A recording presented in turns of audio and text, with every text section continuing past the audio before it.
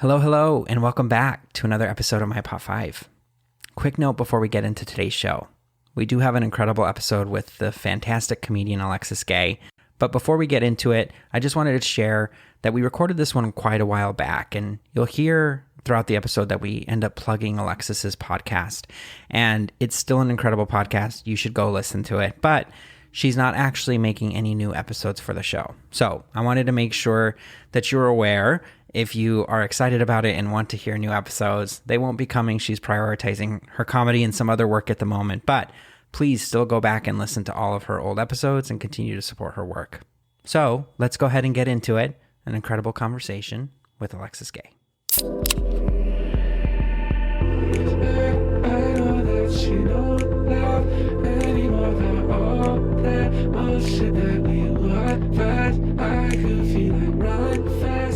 Hello, everyone. We are back here for another episode of My Pop 5 with the incredible Alexis Gay. Alexis is a phenomenal comedian, also fellow podcaster, host of the Non-Technical Pod, and we are so grateful to have her. Alexis, thank you so much for joining.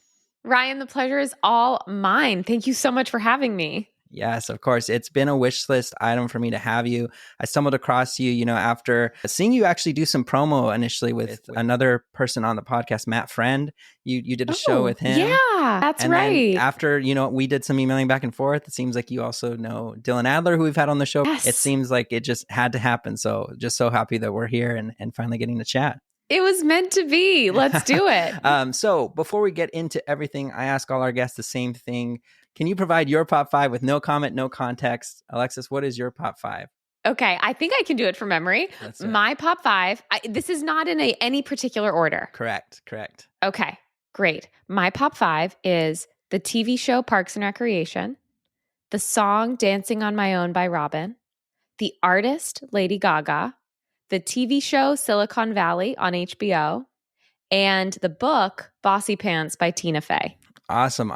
One of my favorite things about when I get people's Pop 5 is I know most of these people's work. The reason I ask you to be on is because I'm familiar with the things that you do and at least a little bit of your background, and seeing the ways that I might be able to try and put pieces together of it's cool to see how these might have been influential to you. But just so the audience knows, some of your background is you worked in the tech industry for years, and 7 of them, 7 years, 7 years in the tech space, and then jumped into doing comedy and the podcast that you're doing now. So, can you tell me a bit about your background and kind of what led you to where you are today? Absolutely. My background, very traditional 7 years in the tech industry before becoming a full-time comedian and podcaster. That old chestnut, that old common tale that we've all heard 1,000 times. The reason why that's all true, why that all happened, is I was doing comedy on the side while I was working in tech in San Francisco. I was doing improv comedy that led me to making these little videos. Then I started doing a YouTube channel. Then I started doing stand-up. And while I was working at Patreon, which your listeners may be familiar with, if they're especially if they're in the creative space, it's a platform that lets artists and creators run their own membership businesses. And I was working at Patreon for 3 years when, during the pandemic, my online audience started to grow at a clip that was fully unexpected to me, certainly. I was making really short videos because that was all my attention span could handle in the old pandemic. I was living alone in a studio apartment making these videos so that I did not go crazy. And I was so grateful that anyone was watching them. And then a lot of people started watching them. My audience started growing. And by the end of 2020, I thought, life is quite unexpected, isn't it? I would really like to know how it feels to do this full time, whatever this turns out to be. So I launched my podcast. I kept making videos. And now that the world has opened back up, that was 2 years ago, I've also been able to do more stand-up and collaborate with a bunch of cool partners and people and companies. And that's the story. That's how it all went down. Yeah, no, that's so cool. You made the joke, the typical story of tech industry going into, comedy. But there's something that attracted you, I think, to the tech industry initially. Yes. And I think your podcast still works in that space and talking to people who are in that world. So what was it like coming out of school that kind of got you wanting to be in that space? I love this question, Ryan, because the answer is at once so poignant and also so very dumb. Mm-hmm. I will tell you what happened. Sure. Essentially, I had planned, my life plan was that, well, I'm going to be an actress. However, I'm also very academic, so I'm going to be good at school, TM. And so I did those two things for my entire education, including college, where I did not major in drama. I went to a school at NYU that would allow me to take classes from all over. It's called Gallatin. It's the school for individualized study. I minored in business. And then when it came time to graduate, it was like, welp, it's acting time, I guess. Mm-hmm. Had no idea what that really meant. Yeah. The year was 2013. It was not as easy to create opportunities for yourself using the internet as it is today. There were some people doing it, but it was not as commonplace as it is now. Mm-hmm. And so I decided to get a job, of course, so that I could pay for my life while also figuring out what it would mean to do acting, which it was time to do. And honest to God, I started working in tech because one of my best friends, Steve, worked in tech. And Steve is one of the smartest people I know and loved his job. And he had so much fun at work. He was working with really smart people, solving interesting problems, wearing whatever the hell he wanted. He wore these ridiculous camo pants for months. Like he just wore them to work. I was like, that's crazy. Where does this guy work? And so I got a job at a tech startup. And then I got there. And honestly, the rush of how meritocratic the space was, meaning how all I felt like I had to do to be successful was work hard and show up mostly on time and be nice to people.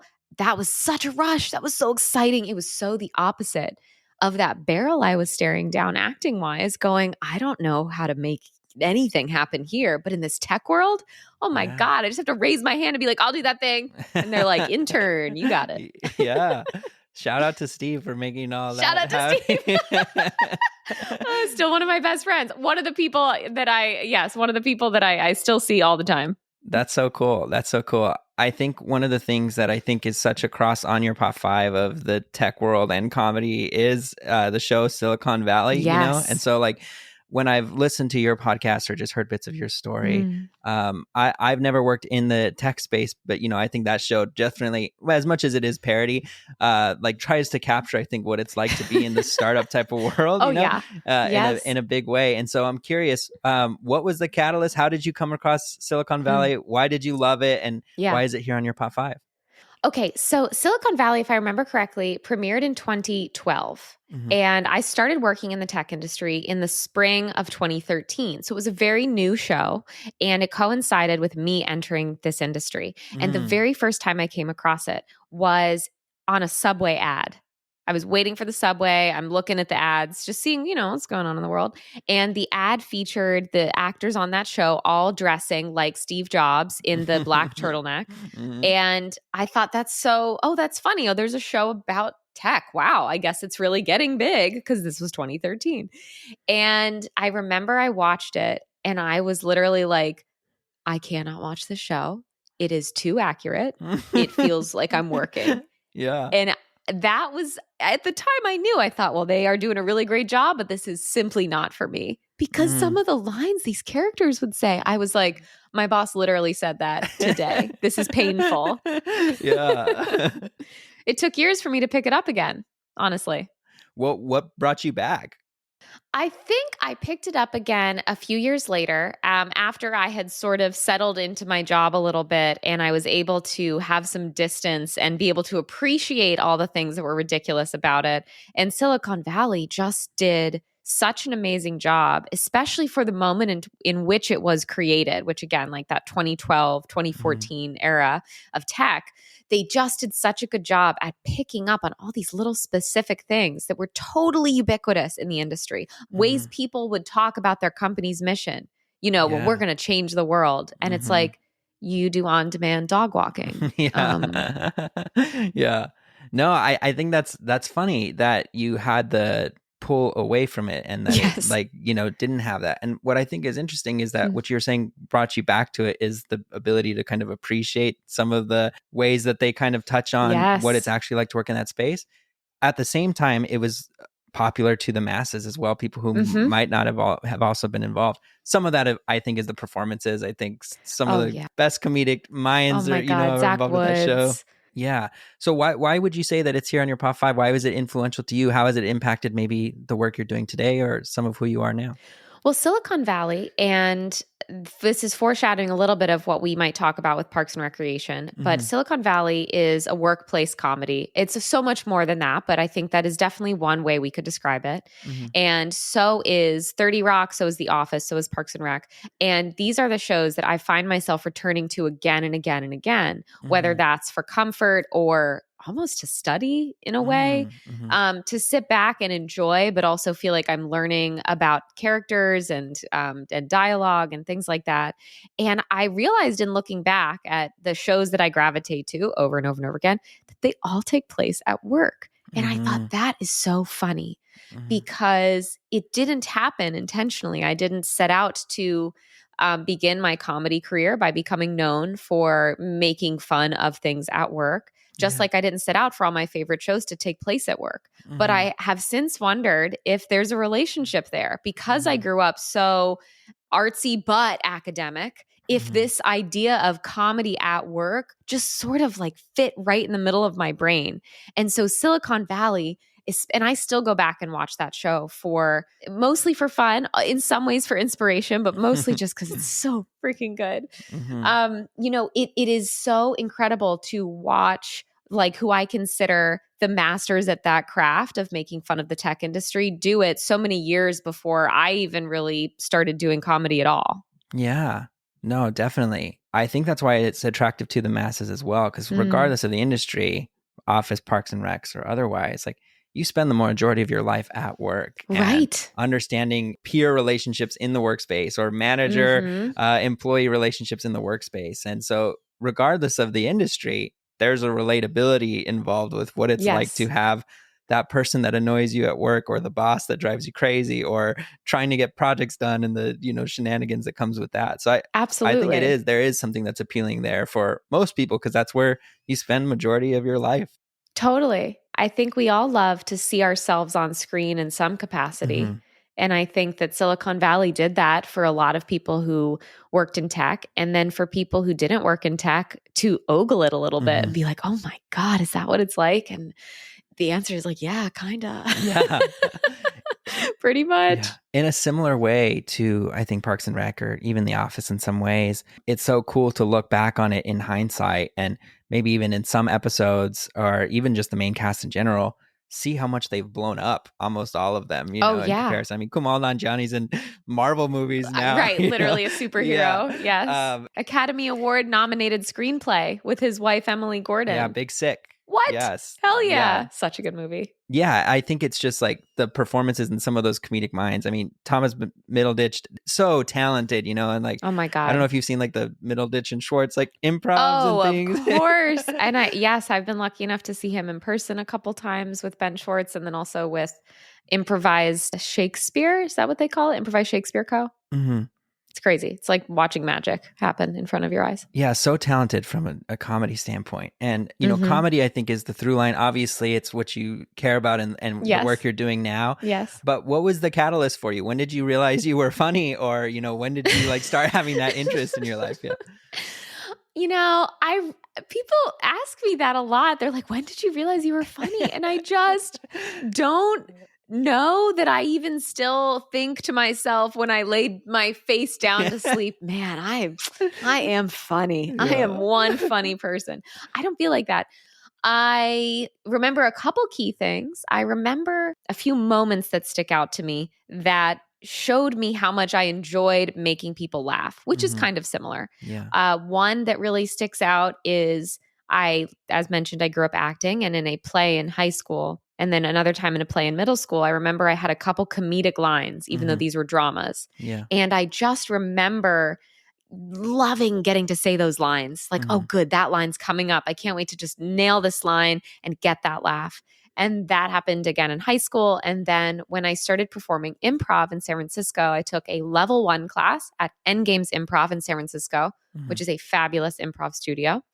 And after each class, you have your class show. And so we were performing for our friends, which God bless my friends. Nothing quite like inviting your friends to a level 1 improv show. And I remember getting the first laugh of that show, or at least my first laugh of that show, our first laugh that I was involved in. And it was like electricity. It was like, it felt so good. And, since then, obviously, I've returned to seek that feeling again and again through performing stand up, through making these videos, etc. And I don't think of it so much as validation, though that's definitely part of it, right? Being validated that the stuff I'm saying is funny, that the stuff I've worked hard on has merit, has value. However, what I really love about it is this moment of connecting with the audience that nobody does on purpose. Yeah. In the audience, right? When you're laughing because something resonates. And as a performer, I feel so connected in that moment. I feel so much less alone in that moment to know that this thought I had or this character I'm playing, the people that are watching me are thinking, oh my God, that's so me, or that's so my roommate, or that's so my girlfriend. That feels so, so good. So I don't ever think to myself, I am funny. But I know that there are moments where I have just absolutely loved soaking up every single laugh. Yeah, no, and I think there's, of course, like humility involved in these conversations. Talking about you can, I'm speaking for myself, but can feel uncomfortable, but I think like you are doing this and people gravitate towards you and, it is validating. And so like you are funny, in response and like people are telling you that with their actions, so I appreciate it. Yeah. And I can speak for them as well in my own opinion that, I greatly appreciate it. I really do. I appreciate every single person that follows me, watches my stuff, shows up to the shows. It's just the most humbling experience of my life. No question. Yeah. I think what's interesting is there are the comedians who would consider themselves like the funny friend or the person who's, always doing jokes even within their fan group. And then the ones who are just more like, no, I'm silent and reserved, but when I'm on stage, that's when I cut it. How would you say you fall in that in your friend groups in general? It's so funny you asked me that because I was thinking about this recently, especially as we've had, I've just been seeing friends more. And I really think I have a lot of friends that are a lot funnier than me.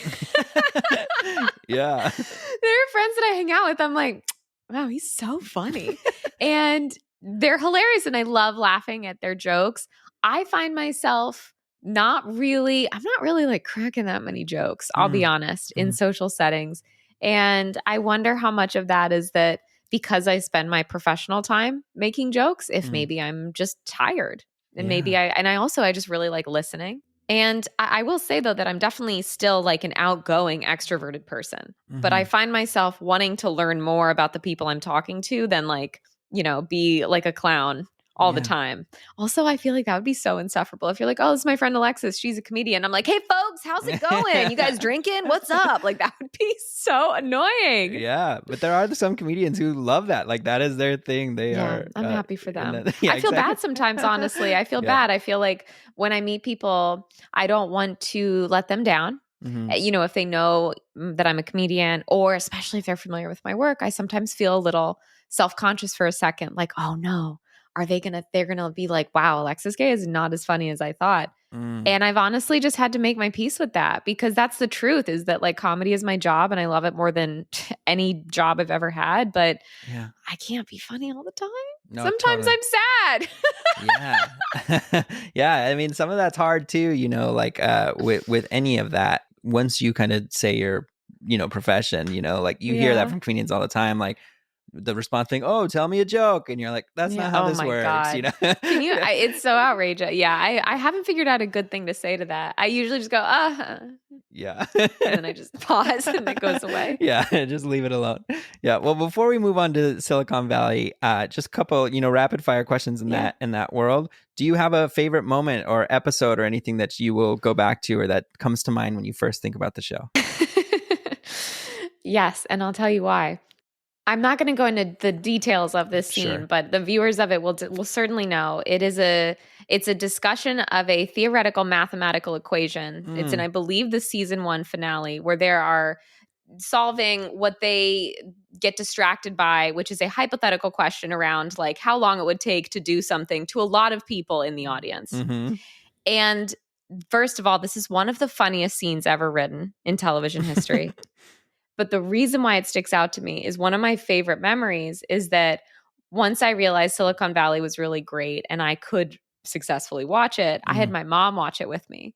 And watching her watch this scene and absolutely die laughing is one of my favorite memories because we were just like cracking up at this completely inappropriate situation. The diagrams they're drawing, the words they're using, and my mom and I are absolutely losing it laughing. And so that's one of my all-time favorite memories and scenes. Oh, wow. That's awesome.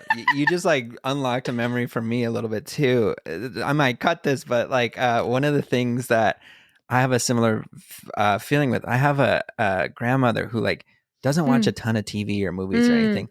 And one time we were over when I was maybe in high school and she had never seen like Mrs. Doubtfire. Oh, really? And so we were like watching that movie with her. And like there's like a line where like Robin Williams is like burning himself on the stove or something. And he says something along the lines of like, first day as a woman and I'm getting hot flashes or something. Yes. And she is like rolling laughing. Oh my God. Not stopping. Like I had to like pause the movie because she like could not stop laughing. And I'm like, where did this come from? So like a moment like that with family where you can kind of see someone get lit up is really special. Yeah. God, it's so good. It's so good. Do you have a favorite character on the show? Okay. Yes. And it might not be for the reason that you'd expect. I professionally wanted to be Monica. Oh, wow. Yeah. I mean, that makes sense, I think, especially because you were working in that world. Yeah. Yes. She worked in venture and I never aspired to work in venture, but she got to work with so many smart people. She got to solve so many interesting problems. I think part of it is also she's the only really featured female character on the show. And so I was able to maybe see myself in her a little bit more than the other characters. But I like was her for Halloween once. Like I have a Pied Piper t-shirt. Oh, wow. Yes. In 2016, when I worked at an API company for cloud communications, I was Monica from Silicon Valley. That's so awesome. How do you feel about the ending? I know it's polarizing. I love some. it. Yeah. I love it. I think it's perfect. I think it is the absolute best they could have done, honestly. Yeah. I also love the little 10 years later documentary thing too, you know? But the ambiguity, I think like it's hard because you want the answers. Like the character in prison, you know, and you're like wanting to know why is she there? And they just don't answer it because it's funnier that way, you know? So yeah, I think it's perfect. I also love Mike Judge and like the various different things he's done in his career. Like people wouldn't realize that putting together King of the Hill and Silicon Valley and, you know, the various things he's done and realizing like that it's the same mind behind it all. So genius in a lot of ways in his right too. Absolutely. And I listened to an interview with him where I believe he's reflecting on writing season 1 of Silicon Valley. And somebody asks about sort of his relationship to how they make fun of the characters on the show or how they write jokes about them. And he says, we make fun of them like we would make fun of our friends. And that resonated with me so strongly because in my work, I don't seek to disparage people in a way that feels overly mean or harsh. And that could change. I could make different things in the future.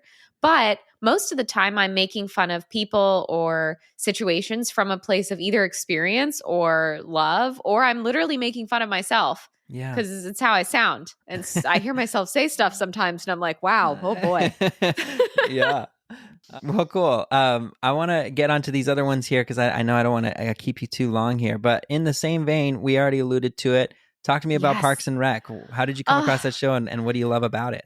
Ryan, I would love to talk to you about Parks and Rec. I would love to talk to anyone about Parks and Rec at any point in time. I think this is maybe the show I have rewatched the most by the numbers. I think by the numbers, I've rewatched Parks and Recreation more than other TV shows. And how I came across it was after The Office wrapped. I heard this show was from some of the similar folks from behind The Office. So I checked it out. And then honestly, I did not, similarly to Silicon Valley, I did not revisit it for a long time because at first it felt similar to The Office, but not exactly The Office. And so it was sort of too close. I was like, I'll come back to this. Yeah. And I came back to it and absolutely fell in love with Leslie Knope's character because once I started getting into it, I realized that I had never quite related so much to a television character before. There had always been elements of people that I related to. Yeah. You know, I related a little bit to like Monica on Friends, that was one of the first ones where I was like, oh, wow, she's like really obsessive about detail. Like I liked that. I relate a little bit, I've just related a little bit to characters. And then here was Leslie Knope, who as the star of this TV show cared so much. She cared about her friends and about her job and about making things cute and having fun and eating whipped cream. And people, they maybe ribbed her lightly for it, but this was not a defect. This was something wonderful about her that people really loved and appreciated, even when it drove them crazy. And it was truly the first time where I saw a character who was allowed to care that much in that way, be supported by her peer group. And that really just absolutely lit me up. Yeah, no, that's so cool that's the character. I think, with a lot of shows, especially that one, there are so many, great characters and great performances on that show that many. Everyone has like a different favorite, kind of in the show. In a similar way, this is the online discourse about it too. Like it was a slow start to get into that show. Yes, it was. And I think even the writers, Mike Schur has said like they struggled, I think, trying to even find the voice and understand who the characters were even in the first season or so. And then they finally realized, what they were trying to do, with the roles. Absolutely. In some ways, it starts 3 times. There's season 1, and then it starts over again in some ways in season 2. And then when Rob Lowe and Adam Scott join, it starts over again in some ways in season 3. Yeah. And as a comedian, as a comedy writer, it is so affirming to watch that transition and watch some of the most talented people in the industry keep going, keep trying, even when something isn't quite clicking the way they want, making some tweaks, bringing some people in.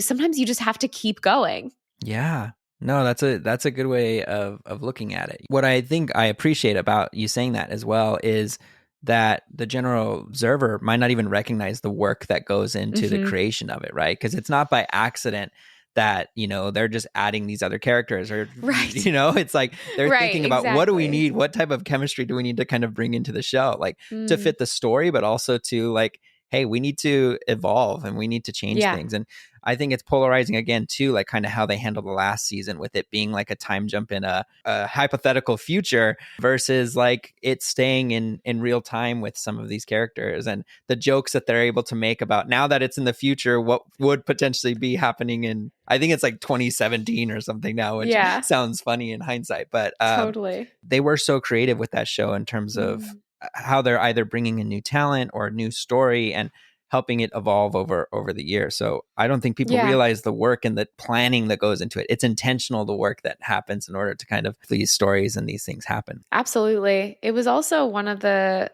only shows I had seen at that time where the characters were kind to each other and supported each other, but there was still a lot of comedy drawn from those situations. And it's something that I actually at the time and still do contrast it against The Office for. Because in some ways, a lot of the humor from The Office, and this is not a dig at The Office, I also think that's a fabulous show in so many ways. So much of the humor came from sort of antagonistic relationships at work. And on Parks and Rec, there are people that don't get along, but most of it comes from a place of love and of friendship. And in my life, in my real life, like I said, I have all these funny friends. That felt much more real to me and much more enjoyable for my particular kind of comedy. Totally. I mean, and that stems from Leslie Knope, like she's just so loving. She loves being at work. She loves those people that even though there's a comedy that exists, it stems from love, except for Jerry or Gary or Larry. That's right. Exactly. Which is so great, right? Because this is like a soft, sweet man that's done nothing wrong. I know. I later was a manager. When I was at Patreon, I managed a team of 7 people, which grew slowly over time. And I definitely, I see some of the things that I would do were very... very Leslie Knope in so many ways. Like I remember one year for Christmas gifts, I made us all custom mugs, stuff like that. Yeah. It sounds like, Leslie was your number one character in that show. Give me another character that you loved in that show. Ben, Adam Scott's character. What an incredible evolution. What a sweet relationship to watch evolve. I'm such a sucker for a workplace relationship, like a slow burn, friends to lovers story.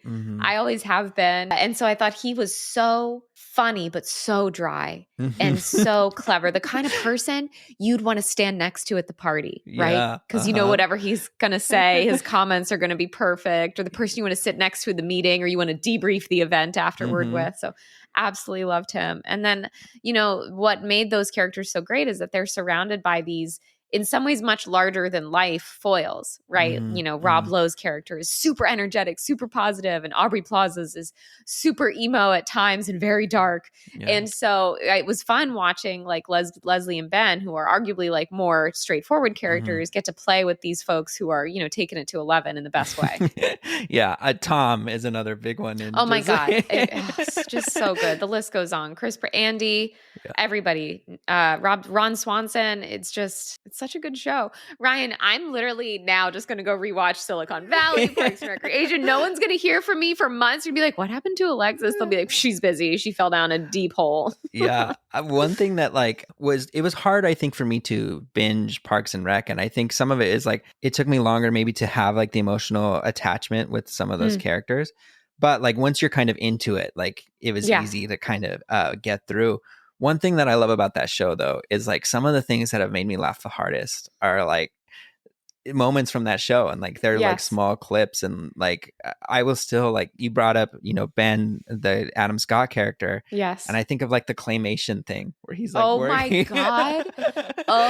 my god, okay, so that episode has two of the funniest moments of television, in my opinion, because not only is there the claymation Requiem for a Tuesday bit, where he says how is it not longer? That was unbelievable. But it also has the get on your feet, red carpet on the ice rink moment. Oh, yes. Oh my God. Truly and earnestly one of the funniest moments in television. Yes. Oh my gosh. There are so many in that show. And like Chris Pratt's character has so many funny moments for me too. You know, when he goes to like the doctor for the first time. And, I was just thinking about that today. Yes. Yeah. Me and my brother will sometimes just pull up that clip just because it's so like, good. So funny. Yeah. But yeah, such a good show. I recommend it to anyone, you know. I think anyone. There's something for everybody on Parks and Rec. Absolutely. You know, I think some of the characters that are outliers, like you grow to really love almost everyone on that show. Oh, yes. You know, I really give them a lot of credit too. They do such a great job of creating the world of Pawnee by bringing back those little characters again and again and again, having that local journalist, Shauna Malway Tweep, come back every once in a while, or even the people sometimes that show up at the town hall, you start to recognize because they're at a bunch of town halls, and then you run into them at the stand or whatever. I like when things are hyper realistic, and for a small town, that felt hyper realistic to me. Thinking of small town too, like their relationship with even places like the cafe or rival cities, you know, like I grew up in a very small town, and like the animus that you have for another town for nothing based on the fact that they're just another town. Like it's, how dare they? They capture that small town mentality very well. Absolutely. Well, awesome. Let's go ahead and get on to the next thing here. One thing that I was surprised by, I mentioned my predictions at the beginning of trying to see how I can find how this art kind of impacts everyone based on their pop 5. The ones that I'm surprised by, because I don't know you, this is the first time we're talking here, is the music. And so I want to hear about Lady Gaga. Tell me all about Lady Gaga and what you love about her. I would love to tell you all about Lady Gaga. So the reason she's on this list is she's been one of my favorite artists since really the beginning of her career with Just Dance and Poker Face. A friend of mine had that CD, and I remember him saying, Alexis, I think you're going to really like this artist. I think she's really good. And I listened to it, immediately fell in love. I had never heard anything like it. Part of that is probably more on me than it speaks to you, because it was dance music. It was like really great, fun dance music. Yeah. But the reason she's on this list, she's an artist that I look at and I see continuing to push herself to transform and evolve with each new album she makes, even though she now has the eyes of the entire world on her. And I think when you don't have an audience, it's much easier to try on different hats, different styles, different joke formats. That's certainly how I felt. The freedom of having nobody watching made it very easy to try a bunch of crazy shit. Yeah. But Lady Gaga has billions of people watching her and billions of dollars riding on some of these decisions that she makes, and lots of jobs and a PR situation to handle at all, to keep in mind at all times. And to watch her somehow in that world still find ways to grow and transform, I think is operating at the absolute top of her game. And it's something that I really admire. And though I'm not a musical artist, I aspire to have even 10% of that courage to keep growing and changing and transforming, even though your fans typically want you to keep playing the hits. Yeah, and that's something she runs up against now a lot, as I think an expectation of. Yes. She was very eccentric in the marketing of that first album too, in terms of the stuff she would wear or the way she presented herself. Yes. To now not having that, right? And now being very much like, doing jazz records with Tony Bennett, Yes. The duality of those different personas allows the audiences to kind of question, be like, wait, which one are you? And, and I think she embraces it and excels in every way. And I think I agree. One of the things that helped her, I think, is Star is Born, probably, because I think people were able to be like, oh, she is, incredible, at her craft and doesn't need to be, maybe what people originally thought she was with the poker face, era Gaga. I think it's very courageous to disappoint your audience in some ways. Yeah. Or to know that you run the risk of doing so, especially if that's in service of your own growth or if it's in service of trying something on to see if it fits you. I believe her album, Joanne, was not as commercially successful as some of her other work, but it's not like she produced Joanne and then stopped because it wasn't as successful. She went on to have Chromatica, which is such a freaking good album, first of all. So amazing. I'm really grateful that came out when it did. We needed it. Yes. And who knows what she's going to do after that, And so I just find it so inspiring to watch somebody try things, put them down, pick it back up, go back to her roots with jazz and things like that, put it down. I mean, I think that's unbelievable to do when you have a small audience. I think it's absolutely incredible to do when you have a giant one. Absolutely. So what was your music listening like when you were growing up? And was it pop in this space? So was it an easy to kind of get into her, or kind of what were you mostly into? I still have a pretty wide-ranging music taste. Growing up, though, I definitely liked pop music. And I liked musical theater soundtracks. I went through a period in high school where I was trying to be cool. I was trying to listen to cool music, mostly because the guy I liked listened to cool music. And I was like, yeah, this band is so great. I totally like them.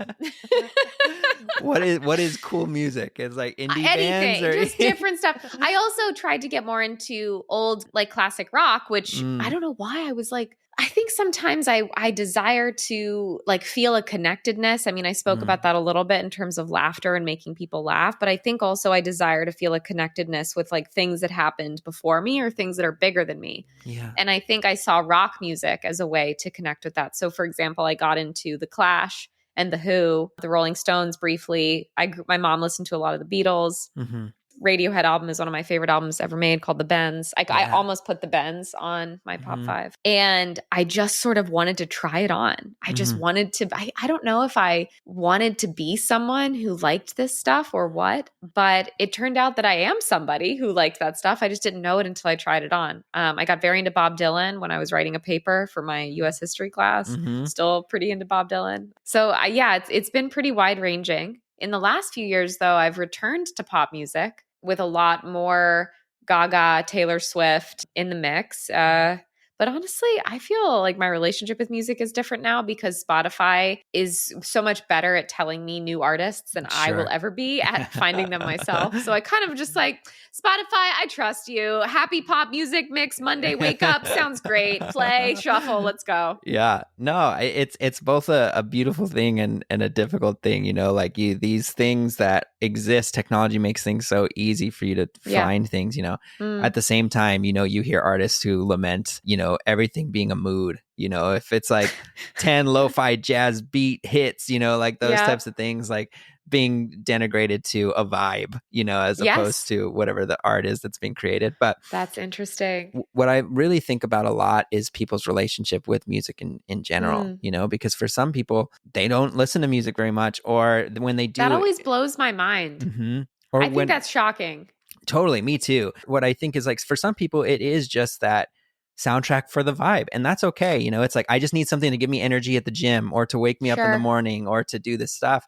But then there's people who are just like, oh no, I'm listening to every lyric because I want to feel something, or and so just like the variance for how music impacts people, it's such an individual relationship. It's cool to hear that. So when you're listening to Gaga or even Radiohead or anything, was it the lyricism? Was it the energy? Was it the story behind who she was and that persona? Or what is it in terms of your relationship with her work that you think most hooks you? For Lady Gaga, it's definitely how the songs make me feel. I use music as a tool sometimes simply to get this show on the road. Sometimes I do not want to do a thing. Yeah. And I must make a giant black coffee, and then we blast very loud pop music, and then I can do the thing. Yeah. Gaga has many times been my go-to for doing said thing. So I just really appreciate how it makes me feel. I have a lot of fond memories of dancing with my friends to her various songs, which is always lovely. And and what I like is it's like you have some people who are just the moment, but like she has stuff that's continuing to carry through. She's enduring. Awesome. Yeah. She's enduring. Yeah. I respect that so much about her. One of the things that's difficult as we transition to this next one is this next song that you have here on your Pop 5 is so heartbreaking. And like I've heard it so many times, and it's emotional even just thinking about listening to it, much less actually listening. But can you tell me about Dancing on Your Own by Robyn and what you love about that song and why it's here on your Pop 5? So I surprised myself by including this on my Pop 5. When I was thinking about the 5 pieces of pop culture that have really had an impact on my life, several of them, of course, were related to comedy because that's a big part of where I'm at right now. But Dancing on My Own really precedes my relationship to comedy. And it's much more about my relationship with myself. And the first time I heard it was 2010, I believe, when Body Talk, the album that it's on, I think it was top in the charts. I think it was a Billboard hit. Robyn, of course, had a hit, I think like 10 years prior, and then came back a while later with this and with Call Your Girlfriend around the same time. And I'm sure I heard it like at a party, or maybe one of my friends showed it to me in college, and it became my song to the point where to this day with my college friends, if that song comes on, everybody turns to look at me because in college, I started like truly like Robyn style dancing whenever this song would come on, which I still do today. You ever see me out and this song comes on, there's going to be punching. There's going to be arms for days. But here's why that's actually meaningful to me. It's a couple things. One, the message of the song, even though it's, oh my God, it's so heartbreaking, right? It tells the story of the person that you love, or perhaps who you just ended a relationship with, dancing with someone else, and you're there dancing on your own, and you see them, and that feeling, horrible, so bad. However, it's also a very optimistic, hopeful song. Sure. Because she's still going. She's still dancing on her own. Yeah. And you can take that out of the romantic context. You can apply it to any other kind of heartbreak or failure or setback. And you can be like, yep, I'm aware this situation, not ideal, but I'm still dancing. I'm still going. I'm still moving forward. That is what it means to me. And then there's a separate meaning, which is I grew up very afraid to look stupid or ugly or gross or weird. And improv comedy, which I started doing in 2017, is what I credit with really breaking me out of a lot of that. Because in improv, you often look stupid and dumb and ugly and weird and gross, and you have to play an iguana randomly for no reason. And you just have to be down with that somehow. But doing this Robyn dance with my friends, for my friends in some ways, I felt free to look weird and to have fun. And I was also entertaining people because they, it became this recurring bit throughout all of college anytime the song was on. As recently, by the way, as 3 months ago at my friend's wedding, we did this. Like, this is still, I have friends who are like, this is your song, right? Like, still to this day. And I think that there was something really important about feeling confident enough to look a little weird, especially in public, dancing and being kind of free, that I really did not grow up with, and I didn't fully come into my own with until several years later. Oh, wow. You said a bunch of things and I want to make sure I touch on them, right? One of the Yeah. things that I had never thought about it in that way, right? What is it like to be perceived, when we're even going to the lyrical context, to be dancing on your own, right? There can be Yep. some shame, I know some people who are like, I don't want to go eat at a restaurant by myself because of Oh, how yeah. I might look, like, Yeah. and so that is a real feeling, Yes. to be thinking through that. What I also think about when you were kind of talking about the optimistic viewpoint from the song is that what I also love about the song is the dichotomy between the lyrical content and the instrumental. It is very much moving. It's not a sad, Yep. sappy, we're just ballad and piano, which there are covers who do it there that are way. covers that turn it into that. Yeah. But I think it is intentional to be able to put it in that space to say there is energy and forward momentum behind what we're saying with these lyrics. Absolutely. It is sad, but it is also, hey, we're okay. It's intentional to have. This is the feeling I want you to have, which is why I chose the instrumentals to be this way. Yeah. You can be deeply heartbroken and still moving forward with your life. Yeah, totally. One of the things you just said I really liked is I recognize that this is a bad feeling or that I am hurt or I am hurting. Yeah. Yes. But I can also do this. I can dance. I can move forward. I can do this. I can recognize that there's pain, but I don't have to let that control my existence, which I think is really powerful. Oh, God, it's just such a good song. Yeah. There's a line that's like, I'm giving it my all, but I'm not the girl you're taking home. Yep. Mm-hmm. Yeah. But she's still dancing. You just gotta, you gotta just keep it moving. Yeah, I think one of the things you mentioned even earlier, right, when we're talking about finding someone that you can relate to on camera, like you want to attach yourself to that. I think heartbreak and sadness, like in music, is one of the things that you can think of.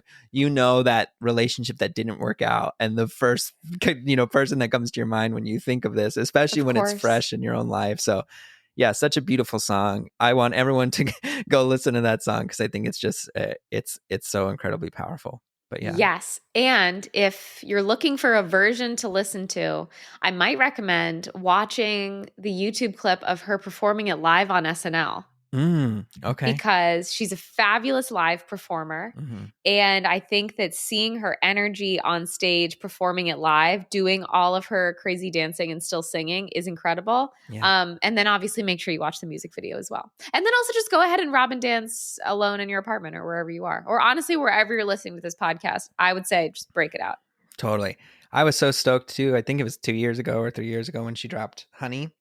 Yeah. She put out that new record, which I was just like, she takes these long breaks where it's just like you do such cool stuff and you're just like so excited anytime she puts anything out.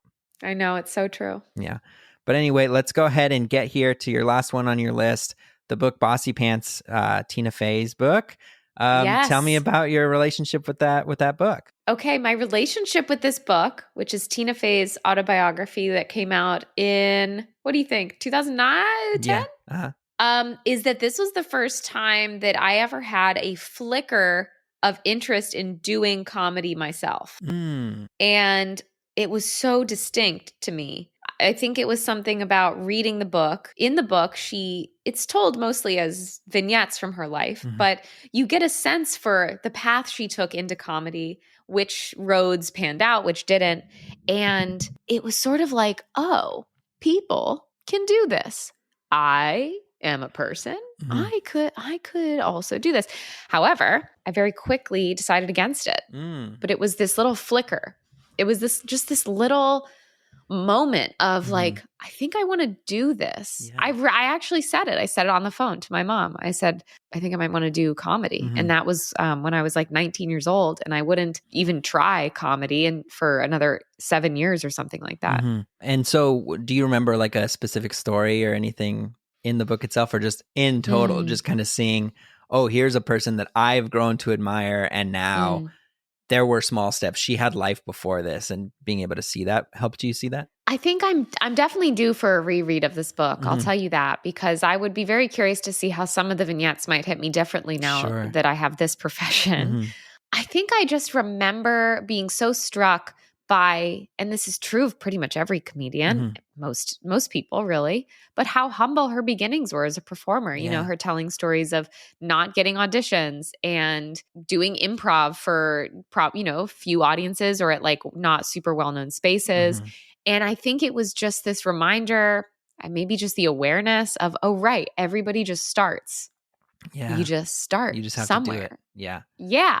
I think that was what stuck out to me, that she wasn't always Tina Fey on Weekend Update. She wasn't always creator of 30 Rock and playing Liz Lemon. You know, she wasn't always Tina Fey. Yeah. She was Tina, an improviser. Yeah. What was it for you that was your first, like, okay, I'm going to do it? What was the first active step you took in terms of comedy? Because I know you said it was while you were working, you started doing some of it. There are, I would say, like 3 distinct steps. One was that I was working in tech in San Francisco. I'd been working in tech total for 4 years, one of which was in SF. And I felt totally claustrophobic by how much of my life had been absorbed by the tech industry because I worked at a big tech company and my friends worked in tech. And the person I was dating at the time worked in tech. And it was just everywhere. It was in the water. It was in the air. And I felt so far away from New York, which had been home for so long. And I felt so removed from culture. San Francisco certainly has culture. I would never try to claim that it doesn't. That would make me like one of those New Yorkers that's like, every other city is bad. And New York is the best one, but that's beside the point. In San Francisco, there is culture, but it didn't feel like it would bleed into the streets the way that it does in New York. Yeah. You know, in New York, I feel like we walk around, you're passing people who are clearly on their way to auditions, or people carrying musical instruments, or artists painting a cityscape or whatever. It's just in the city. And in San Francisco, you have to look harder for it. And the way that I found it was by taking my first ever improv class. Yeah. And so that was my first active step. I took an improv 101. Also, I had a horrible day at work that day. And I was literally crying at the end of the day about something that happened at work. And I was talking to maybe my boyfriend. I was talking to somebody on the phone. Like, who was I talking to? And I remember just being like, I don't even want to go to this improv class with like strangers. Yeah. And then it changed my life. Yeah. Like, it changed my life. I'm so glad that I went. I'm so glad that I went. Do you still like that medium? I know some people like improv is the catalyst, but then prefer something else out there. Would you? I miss improv so much. I was just talking to my friend who's an improviser in LA, and I'm so freaking jealous. She's like, oh, I'm doing this show tonight. I'm like, oh my God. I miss improv because improv is a team sport. Stand-up is not a team sport. Yeah. It's often just me, and I get old after a while, you know, like I like having other people in the mix. Yeah, I totally love the community. I did level 1 at UCB, just like the first first intro of it.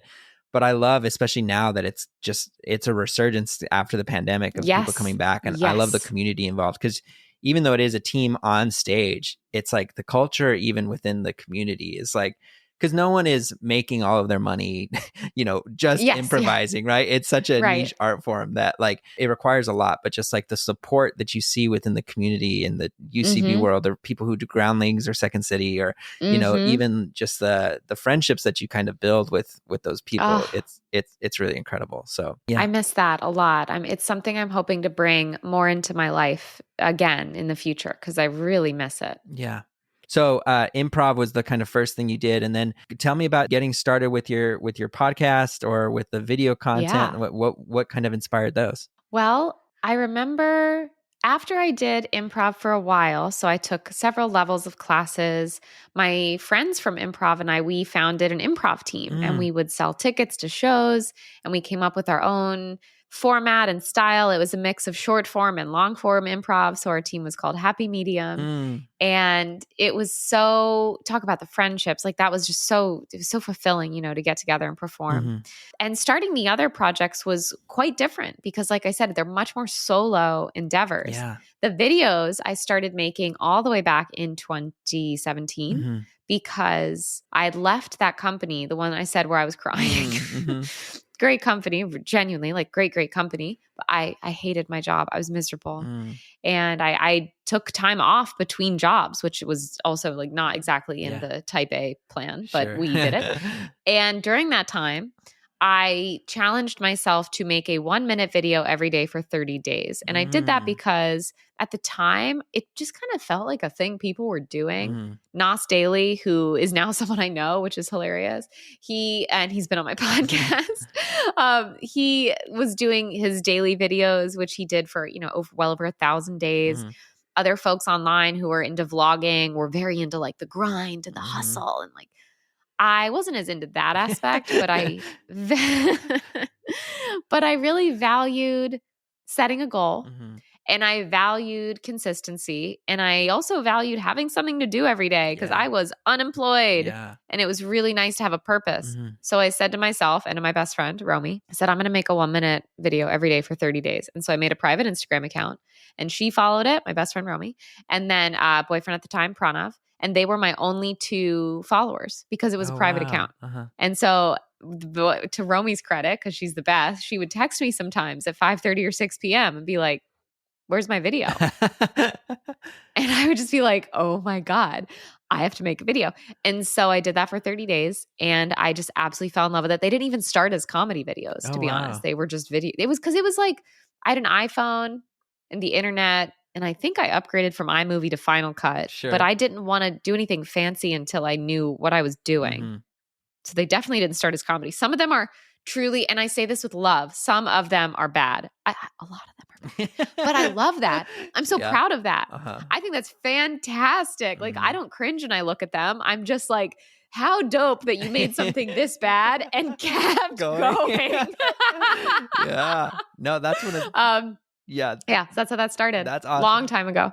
I think that's one of the greatest like artist, rules is like give yourself the excuse to just make something shitty, like yes. Oh my God. And especially because you know at that point, like even if it is just 2 people, 2 people are going to see this, Yep. And so it's so hard. But yeah, give yourself the excuse because you can always just delete it, or you can truly. I couldn't agree more, and I'm glad that you said that because it's something that I've been thinking a lot about in the last few months, honestly, which is letting go. I feel that right now I'm in this moment of having to relearn how to let go some of those proclivities I have towards needing everything to be perfect or excellent or polished or good. And I'm really actively trying to just make things right now. And some of them are going to be good and some of them aren't. And that's fine. And that's all we can do. Yes.